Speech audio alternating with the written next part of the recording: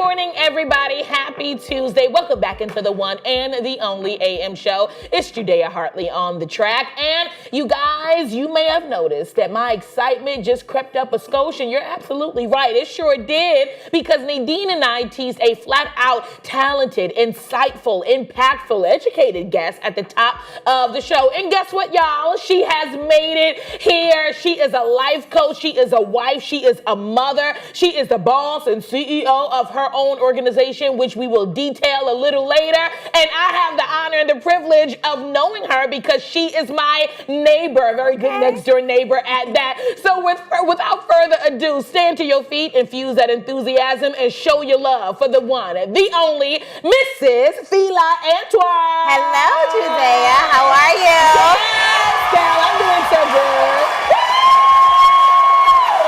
It's a party in here. It is.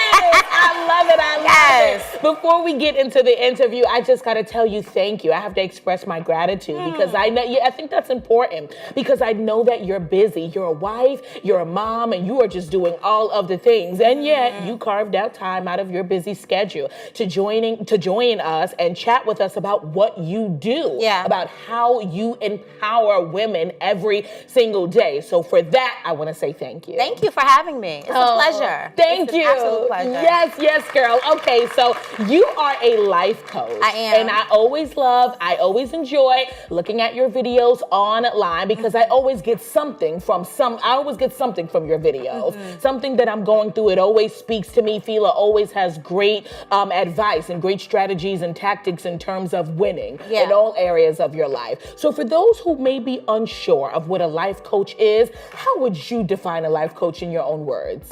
So for me, life coaching is about being a place of support, being a place of safety, being an accountability partner, right? I'm never going to drag, never going to pull, never going to force, but my job is to help hold you accountable to the action steps that you are committing to, right? So I am a true proponent of sisterhood also. So it's not just about the professional aspect or the coach-client relationship, but it's really about building intimacy with my clients, helping them to feel safe and supported, and then giving them the tools that they need so that they can reach whatever those goals are that they're set. I love so many gems just right in that response. So I want to go a little further back, right back to the foundation, the genesis of it.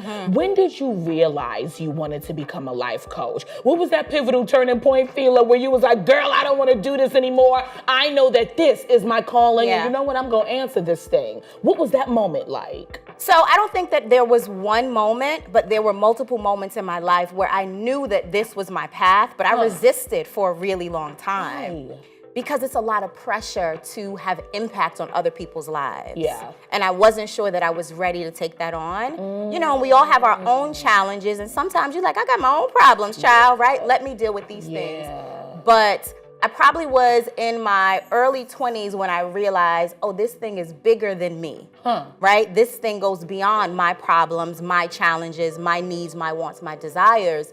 This is something that I am called to do. And so it took really stepping outside of my ego and looking at how I would be able to make an impact. And you know, we're all given gifts, but those gifts are not for us. And so if I'm not using those gifts and using the power that I have of intuition and discernment and strategy to help others, then I'm really doing myself a disservice. I'm doing the community a disservice, and it's a spiritual disservice to us all. Oh, that's so good. Yeah. No, it's so true, because so many people, you know, I think gifts and skills are two different things. Absolutely. I actually know they're two different things. Gifts, that's given by God. Skills, okay, that's something that you develop. You worked on that thing. You sharpened your skill over time by being under the tutelage of someone else. But you're so right. I concur with you. We really give in to the paralyzation of fear when we don't steward and honor and recognize and acknowledge our gifts and calling. So with that being said, you mentioned, we're going to really peel this onion. Let's go. You mentioned sisterhood. What does sisterhood mean to you? So I was raised in a family full of women. So sisterhood for me is nurturing, it's nourishment, it's love, it's support, it's adoration. And it really is my lifeline, right? Without the women in my family who raised me, including my mother including my grandmother, who I'm named after. And I'm gonna call you out a little bit, okay? Okay. All in sisterhood and love. So my name is spelled like Fila, but it's pronounced Fila. And I hated it as a child. In growing up and recognizing the strength and the power that my grandmother possessed, it made me proud to carry her name. So sisterhood for me is about strength. It's about empowerment. It's about womanhood. And it is about embracing the strength and the power of femininity while still being soft and being open to the world. So that's not a call out. We correct people when they Yes, miss. ma'am. Yeah, I don't do. That's not a call out. Correct, because people say Judea. And I'm it's sure. not Judea, it's Judea. Let them know. It's Let them Judea. know. No, correct them. Yes. That's not a call out. We want to call you by your crowned name. Yes. By your crowned name. I love that. I love your definition of sisterhood. I want to know, what do you think sisterhood is missing today? What element? Oh, girl, because I see it. I'm gonna tell you. Yeah. I'm gonna tell you in 10.5 seconds. What I actually said it during the intro. I see a lot of women online, and I know y'all, I see your bio. You said that you empower other women, but when we meet you, you're mean. And no, you are. And when we meet you, you don't care about nobody but your man. And when we meet you, you're not that friend. You're not that friendly. You're a little bit egotistical. You want people to come to you. But the scripture says, if you want to be friendly, if you want to have friends, you got to first show yourself friendly. So a lot of it is like a marketing scam to me. You just want to do that to get followers, traffic, visibility, and money. But it's very few times where you actually meet a woman. It's like, oh, hold on, you nice in real life. So with all of that being said, what do you think today, 2024, today's day and age, sisterhood, what is that missing? What are we missing? I think there's two things that are missing if we want to keep it on a real fundamental, foundational level. It's the authenticity. Right? Folks do not know how to show up authentically. They're afraid of being authentic. They have so many insecurities and feelings of inadequacy, and then the love is missing. Yeah. But if I feel inadequate, I don't love me. If I don't love me, I don't love my sister. Yeah. So the inadequacy that's there, which leads to the inauthenticity and the lack of love in general, those things make us afraid of each other. And so we build these walls and we have these blocks. And when I see you, I don't want to be, hey, sister girl, she may take something from me, right? It's this spirit of lack, this spirit of insecurity and inadequacy that shows up in the way that you show up in front of other people. And then it creates an emotional block immediately. That was good. Where does that stem from? How much time we got, right? I caught that. Where does that stem from? So in my coaching, there are 4 things. I have 4 principles that I deal with, right? Yes. The first and foremost is trauma resolution. Yep, I read that. Every single thing that we believe about ourselves stems from our childhood experiences, our conditioning, our socialization. And we live in a world that's traumatizing. Right? We live in a world that's traumatic. So we are consistently going through trauma, and most people don't even know that. So it's not until you're in relationship with another person that you get to see yourself in a new way.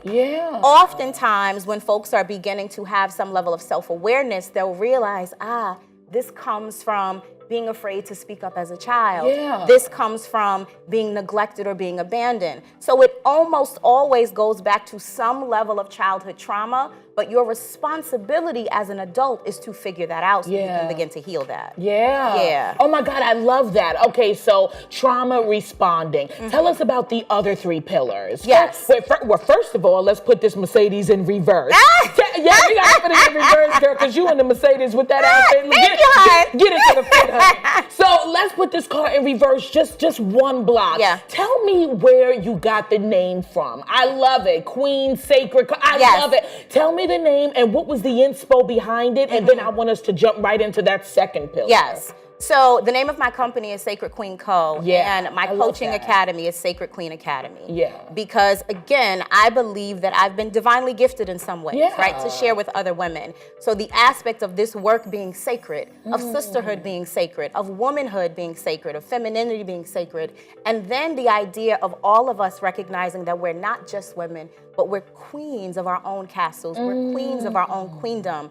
A queen is a woman who rules her own life, who knows who to have on her court, who is decisive, who's intentional, and who doesn't ask for permission but she goes out and gets what she wants. Yeah. And so blending the energy of both of those words and making it not just about you doing the work for whatever reason, but this is your sacred duty because you have a responsibility to rule your life in a sacred way. Ooh! Snap! Snap! Snap! Snap! Snap! Okay, I have so many questions, but I want to go back into the pillars. Okay. So I love that the Sacred Queen Academy. Oh, I love it. And is that academy 4 months? It's a 3-month academy. 3-month but academy. You generally have 6 months of support. Okay, Fila, Yes. just really break that down after the pillars. Tell me about the second pillar. So we talked about that first pillar, Trauma and each of them build on one another, right? Okay. So after trauma resolution and we get through your trauma responses, we want to create a system of sacred self-care. Ooh. How are you taking care of yourself? And when most people think about self-care, they actually think about self-indulgence. Ooh, what's the difference? The difference is that self-care doesn't always feel good. Self-indulgence does. That's too good. That's Sometimes too what good. you need is not what you want, right? Yeah. But recognizing where that trauma comes from, going through whatever modalities you need to heal yourself, getting rest as a necessity and not as a reward, right? Oftentimes we rest after we're burnt out and we've earned and we've gotten and we've achieved, but knowing that you have the right to take care of yourself. After we master that sacred self-care, then we move into femininity consciousness. Ooh. Right? I love it. I'm getting excited here. I really am. Okay. And the thing is, we live in a world that wants us all to be so hard and so hardened. And if you are a woman who is type A or accomplished or intelligent or educated or a go-getter, you believe that you have to take on this hyper masculine persona. And that also disrupts so many of the blessings and the gifts from coming to you. So it's about realigning with what femininity means to you. It's not about how you dress, how you look, but how you show up, how you feel, how you operate, back to that nurturing and nourishment of womanhood and sisterhood. And then finally, the final pillar is about having healthy relationships, right? So each of them build on each other. You can't have a healthy relationship if you don't have a healthy mentality, a healthy psyche, a healthy self-care routine. And so that is sort of the holistic routine that we operate in Sacred Queen Academy. Oh my God. Oh, don't you love it? I do. 100%. No cameras or cameras. I completely love it. I love that you're helping and that you're catering to the Black and the brown community. I read your bio, honey. Yes, I did. Why is it? Okay, so we're going to go back and we're going to peel that onion just a little bit further because you just have too many great gems in there. I'm not going to skate over that. But why did you select that community? Why is it important for you to really pour back into brown and Black women, into women, marginalized communities, minority women? Why did you select that demographic? I believe that you need to start where you are, first and foremost, with whatever it is that you do. So you start with what's closest to you. You take a look at that, right? You research and study that and say, how can I contribute in the space that I'm already in? And then as I begin to grow in the wellness space, in the coaching space, I realized that there were not as many women who looked like me as there needed to be. And so what that does is it makes women who look like me, who look like you, who want to be supported, feel uncomfortable, feel insecure. Now there is no cultural relativism. I can tell you how I feel, but you won't really get it because you don't understand my culture. And it is easy to take everybody's money. So let me say that this wasn't something I just jumped into. But I realized it was about more than the money. It was actually about the impact. It was actually about the results. And I've lived a life where at every turn I have been spiritually reminded again that it's not about me. And so Black women, brown women, particularly, and women of color have been put on my plate by something that is bigger than me. And so I just do what I'm supposed to do. Oh my God. How fascinating is that? I'm staring at you right now and I'm like, I'm getting fascinated often. I am fascinated because Fila, I have to be honest with you. I feel that way many times. And I'm like, I don't want to articulate it because I don't want to, this is terrible, right? I don't want to make anybody feel uncomfortable. And it's not that, hear me. It's not that I don't like you. It's not that I don't love you. It's not that they're not great things about you. There's several great things about you. But there's certain things, I'm going to be honest, girl, that I withhold because I genuinely believe that you won't understand. Right. Because you don't understand my culture. Absolutely. So what would be normal for me, you'd be like you won't understand it. And it does not mean that I don't love you. Not at all. And it does not mean that I don't like you. At all. It does not mean that I am not glad we're in relationship. It's just two different upbringings. Yeah. So I think that it's important, right, to really just promote and project inclusivity. Absolutely. I do.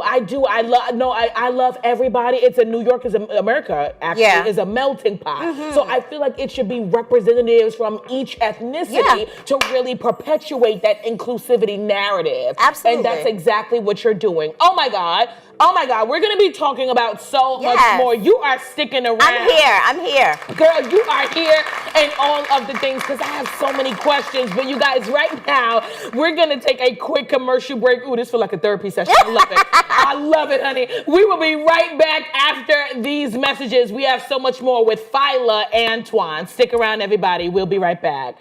Oh my God, I love it.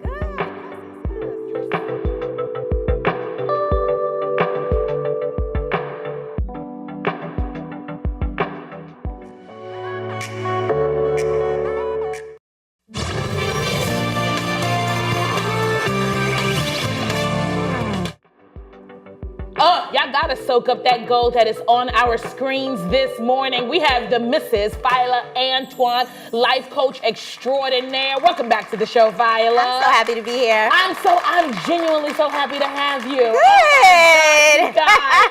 I feel like I am in a therapy session right now, and I am loving it because if you're just now tuning in, Fila was just really detailing her Sacred Queen Academy, her Sacred Queen organization. She is the CEO of that organization where she really just caters to empowering women, especially Black and brown women, women of color, all of the things. Now, I love that you mentioned, oh God, this is a free therapy session. I'm here for it. I love that you mentioned that your academy, the 3 to 6 month academy is built on 4 pillars. Yes. And that's the trauma, let me see if I know, trauma responding, right? And then this might be out of order. It's just really going back into femininity, what that means to you. And then it's also how to detect healthy relationships, how to be in one. And then the last one was self-care. There you go. Self-care. Okay, so I have a question. Yes. I want to know, how do you pitch yourself to new clients? 2-part question. How do you pitch yourself to new clients? And what does a regular Wednesday morning, what does a day look like in your life? So at this point in my career, I don't pitch myself to clients anymore. That's so good. Clients are pitching themselves to me. To you, I like that. Yeah. But in all honesty and transparency, it took years to get to that point, right? Where you have some level of familiarity. I have a prominent social media presence. Yeah. I've spoken and I've traveled and I've done all the things and I create content pretty consistently. Yeah. So at this point, there are many women within my network who already know that they want to work with me and they'll come to me and they're like, I got enough for 3 months or I got enough for 6 months, and then we go from there. Yeah. But I do remain in a state of receivership always.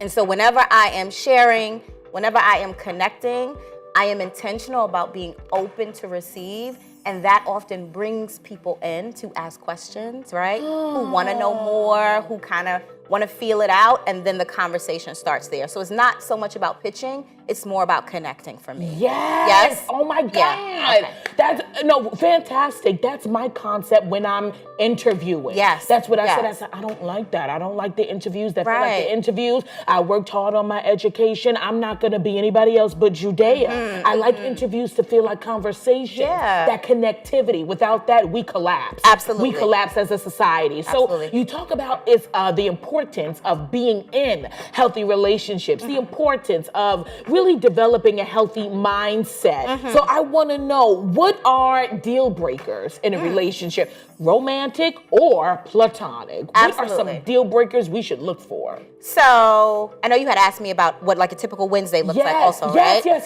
So Tell us. because I want to paint a clear picture of what it looks like to like have it all. Yeah. Having it all is not as glamorous as we make it sound and as it looks at the pictures in social media. So a typical day for me is I get up, I get my children up. I have a son who's in his second year of college. I have a daughter who is homeschooled and she's in 7th grade.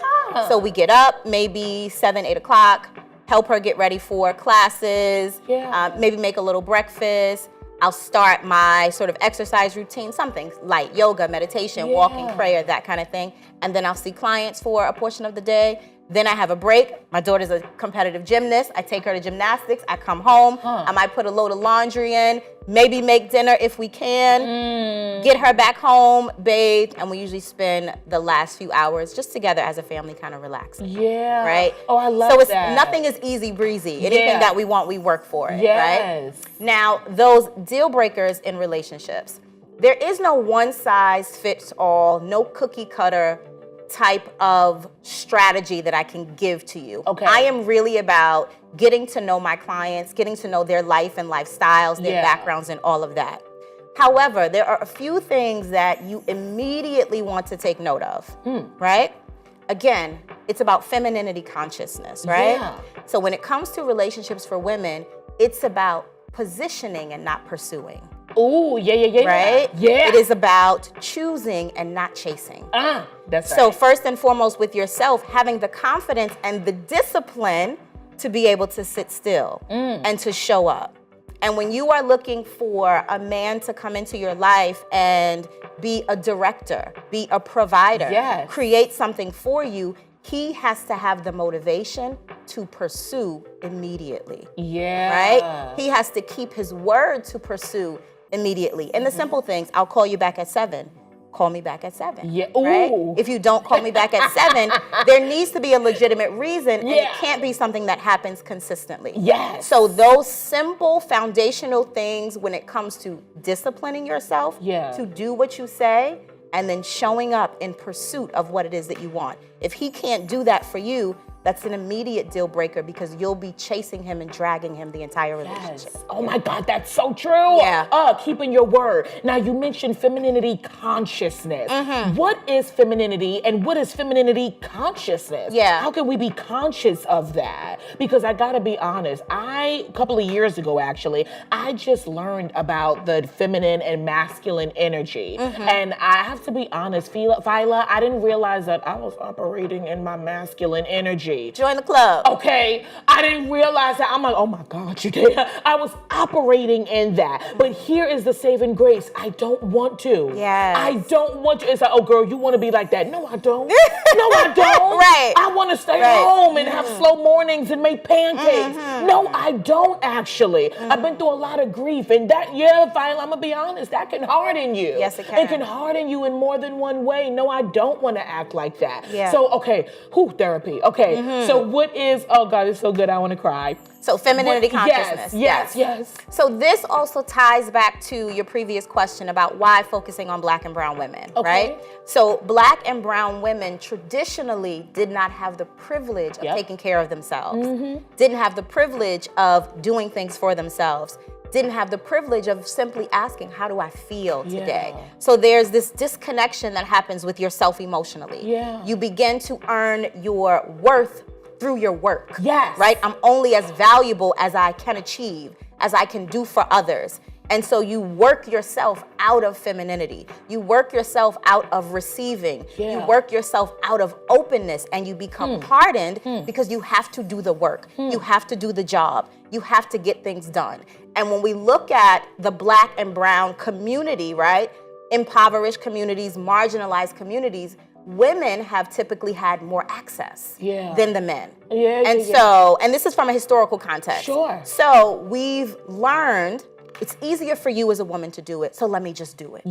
Right? Let me do it, let me go, let me make sure that everyone has what they need. And so you have no more time to opt into your femininity, Yeah. to do things that are nurturing and nourishing for you. Yes. And it's been so long that this has now become our way of life. Yep. But we see now in the relationship dynamics with so many women of color in particular, the balance is off. And so in order for us to create healthy relationships, we have to restore that emotional, that energetic balance. And so femininity consciousness is simply exactly what you just did in saying, I want to be my feminine self. I want to restore my natural balance. And I recognize that some of the ways I've been operating no longer work for me. Ooh! Oh, God, I'm about to fall out. That was so good. That was, yes, you see they clapping. That was, oh my God, let's take a second. That was so good. It's like, no, I don't want it to be this way. But it's like, I got to keep going. I got to get the job done. Wait, hold on. I got to show up for school. Wait a minute. I'm a pastor. They need me too. Let me run over here. And it can harden you. Absolutely. Those obligations and that burden only being on you, that thing can harden you. Do you feel like we will ever be completely healed? Absolutely. I absolutely do. I am of the mindset that every situation we go through and every situation we experience is leading us to that healed, happy, whole version of ourselves, right? And so even the things that are hardening you so that you can begin to yearn for the softness. Yes. Right? That's where I am. Okay. Because you wouldn't know how important it is otherwise. Right. And so there is a point where you will get to a state of health. Yes. Right? Where you are healthy. You can always improve. Yes. You can always get better. You can always adjust. But you can be in a consistent state of health. Doesn't mean you won't ever have any challenges, or you won't have any problems, or you'll be just like the happiest ever, but you'll be aware of yourself. Yeah. Right? The health is in the knowing. The health is in the understanding. The health is in the realization. The toxicity, the dysfunction, the unhealthy behavior is doing toxic things and making excuses for it like you want to continue it. Yes. Yeah. But the health says, I don't want to do this forever. Yeah. I'm trying to figure this out. I'm working towards better. And then you get to better, and when those triggers come up, you'll say, I know you. I know what to do with you, and this is the direction that I'm continuing to move in. So being healed and being healthy does not mean being perfect. It simply means being aware and being progressive. Ooh, that last part did something to me. It was that last part because, oh my gosh, Fila, I'm just like, wait a minute, this is still making me cry. Wait a minute, I still got, I'm just being honest. Yeah. I still got triggered with this thing. I thought I was over this. I thought I was done. Yeah. And I think that's I'm gonna be honest, I think that's the first time I've heard that definition, that explanation. Today, it doesn't mean perfection. It means progression. Yes, it means that you're aware. Imagine being in that pit and you don't even know, girl. Right. It means being, okay, I feel this thing and I'm going to conquer it. I'm going to acknowledge it. I'm not going to be paralyzed, but I'm going to move through it. I'm not going to sit in it. How should we deal with ghosting? We don't deal with ghosting. You better say that. When it's ghosted, it's gone. You move on. You better say that. That's that on that. Oh my God, I love that. You better say that. How can women keep their composure in high intensified situations, circumstances, at work, at school, with their spouse? How can we get that femininity, that softness? Yeah. How can we keep our composure? We stop taking things personally. We make what other people do mean something about us. What you're doing means nothing about me. It's telling me everything I need to know about you. I do that. What you think you are, who you believe you are, right? If you don't talk to me, I'm like, maybe I'm not likable. Maybe I'm not good enough. Maybe I need to give more. No, you're not talking to me because you have chosen not to talk to me. Yeah. If I don't personalize that, I don't get upset. I don't become triggered. I don't make it mean something. And I simply am able to move on with my life and move on with my day. But that takes practice. Yes. You have to remind yourself, this is not personal. And when your ego jumps up and says, don't let him talk to you like that, girl. Don't let him do that to you. You have to have a conversation with your ego and say, I'm in charge right now. Yeah. I'm choosing what we do. Yeah. And so one step after the other of not personalizing other people's decisions leads to self-discipline and regulates your nervous system. Oh my God, yes, regulates the nervous system, because when you give in to negativity and toxicity, like your body feels that thing. I can feel it, Fila, in my body. I'm like, Judea, I can feel my temples. I can feel my blood pressure going up. I only have about 2 to 3 minutes left with you, but I gotta get this in. Yes. I was talking to a friend, and my friend was very, very, very, very self-centered, incredibly self-centered. Like if the conversation was 3 hours, then my friend would talk about themselves for 2 hours and 58 minutes of that 3 hours, and that would constantly happen. And we're no longer friends. We're not friends. We don't talk anymore. But the friend actually ghosted me. The friend ghosted me after I was really, really, really good to the friend, Fila. I mean, the friend didn't have nothing during this time. Now you got stuff. But the friend ghosted me. And for those couple of months, I felt like the friend just kept dumping on me. This is what's happening with me. This is what's happening with my ex-wife. This is what's happening with it. This is what's happening with that. Just like was really, really dumping on me. And I found myself not wanting or even missing that friend, but really navigating the feelings of abandonment and rejection. How can myself or someone who's experienced that, I tell you more off camera, but how can we get over that? Yeah. Because I don't want you, nor do I miss you, but it was like I was really, really, really good to you. And that's how I'm being honest. I'm an honest talk show host. Yeah. I felt like I was very, very, very good to you. And it didn't matter. Car accidents, COVID, it's like you didn't care what was my doctoral program that I graduated from. Congratulations. You didn't care. Thank you. You didn't care what was going on with me. You just I felt like a discarded paperclip. Like you just wanted to dump on me. Now you engage and you just wanted to dump on me. So I don't want you, but those feelings, how do we get over that abandonment, or is that abandonment? So it sounds like your friend was a taker. Ooh. So some people are in your life just to take. And what you want to realize is that nothing comes into your life that you haven't called. So asking yourself, where was I in my life, in my mentality, in my beliefs about myself when I attracted that relationship? When I attracted that person to take from me, and when I gave and gave and gave. Right? So where were you? What was your mentality like? What were your belief systems? What were your feelings? In the giving, often we are giving others what we wish someone would give to us. So what is it that you were giving out that you wish you had? How can you take those things and then give them back to yourself, right? So that you are not relinquishing your control, giving away your power, but you're restoring yourself. And then the third thing is, what does that individual get to teach you about how you can become more selfish and more self-centered, and how you can take better care of yourself? So if we do those things and say, what can I learn from this experience? Who was I at the beginning of this, and who am I now? And focus on yourself, it'll take away some of the feelings or the pain from that person no longer being there, because now the focus has shifted back to you. And that's where it always needed to be.